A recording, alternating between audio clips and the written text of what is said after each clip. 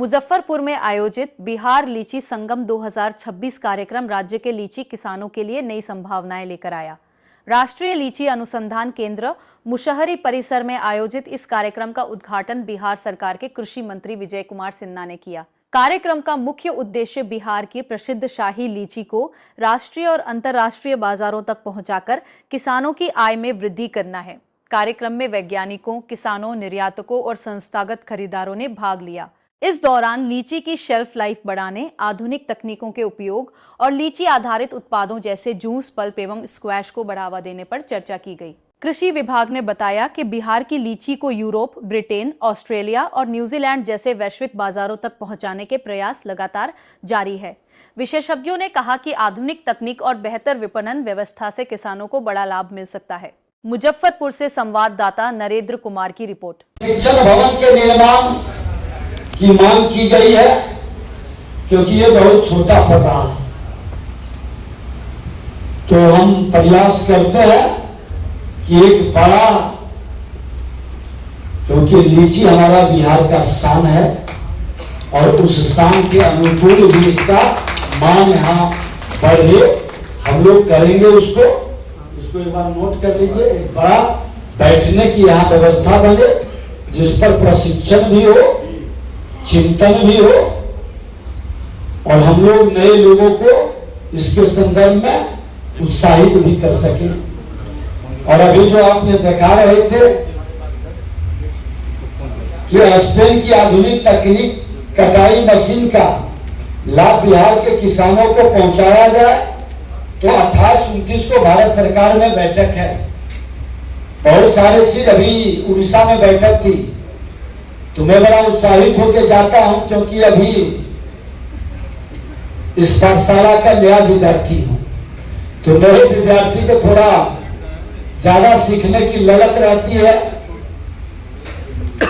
अब दिक्कत होता है कि पढ़ाई हम पढ़ते हैं और क्वेश्चन आ जाता है दूसरे सब्जेक्ट का, तो एग्जामिनेशन उसमें शुरू हो जाती है, तो वो एग्जामिनेशन में भी पास करने के लिए पूरी तन्मयता से लग जाते हैं। सबको सामने बैठा के अब पढ़ाई हम शुरू कर देते हैं।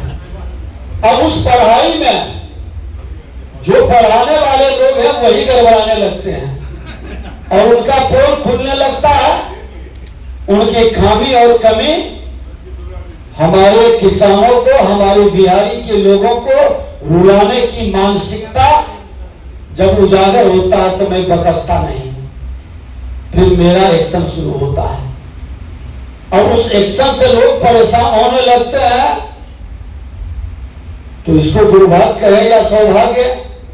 स्वभाव तो बदलता नहीं है, स्वभाव तो लोगों का मौसम जैसे अपने हिसाब से चलता है, तो मनुष्य का स्वभाव भी उसी हिसाब से बढ़ता है। लेकिन जो 86 लाख के लगभग जिसको अनुदान मिल रहा है,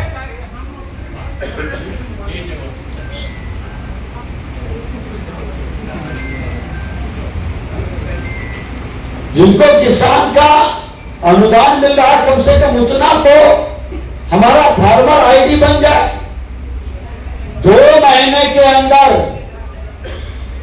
इस कृषि विभाग में रहने के अनुभव और दर्द को लेकर राजस्व मंत्री के नाते राजस्व विभाग और कृषि विभाग मिलकर 2 महीने के अंदर 47 लाख किसानों का फार्मर आईडी हमने बनवा दिया।